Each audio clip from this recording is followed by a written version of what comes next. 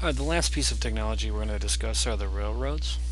Um, Basically, America has a new issue as they're moving westward. They're no longer going to be around waterways.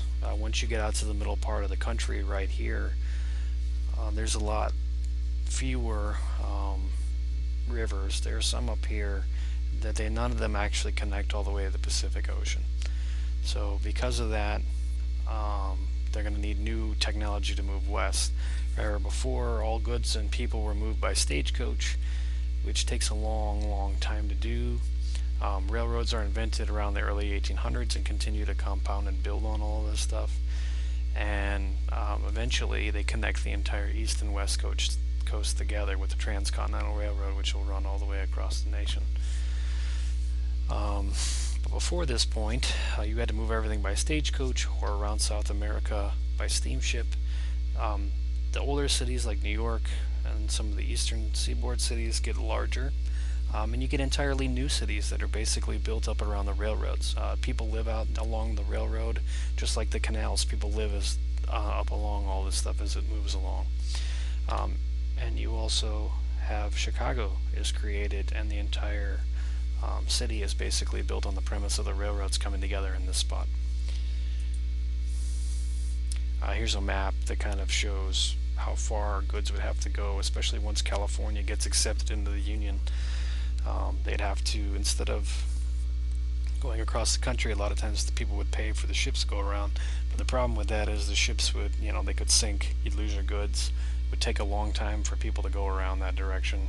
There are actually some people that during the gold rush go down through Nicaragua and Panama, Honduras, Guatemala, and just kind of try to come up around here instead of going across the country. So railroads made moving goods and people even faster. They may remain the most efficient form of transportation until the mid-1900s, and even today trains are still the number one way that we ship goods around the country. If you think about it, a train can carry 30, 40, depending on how heavy it is, semi-trailer trucks, whereas a semi-truck can only carry one. A train can have like three of them stacked on top of each other in each car. So trains are still the number one way we move goods around the country. It ends our dependence on natural waterways and opens the entire country for white settlement.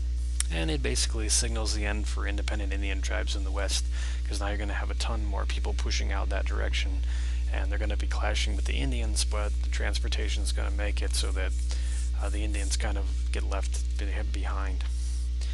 Now for the videos that I want you to take a look at, I was having trouble getting them to work in here with the sound correctly, so the first one, take a look and see how a locomotive engine works. It's called the rocket, and it's really not that fast, but it kind of shows how the pistons all work, how the wheels work, and how everything moves and kind of works in sync. And that the next one, how a locomotive works, shows you the entire thing. It shows you how the steam works and how everything goes through there. Make sure you write down all the steps out of there. And also, click the last video. I think it was done by Thomas Edison. Shows how people used to build railroads. It hasn't changed all that much, but you can kind of see how it's really a bunch of individuals pulling together to pull this whole thing together so that it works. Alright, that's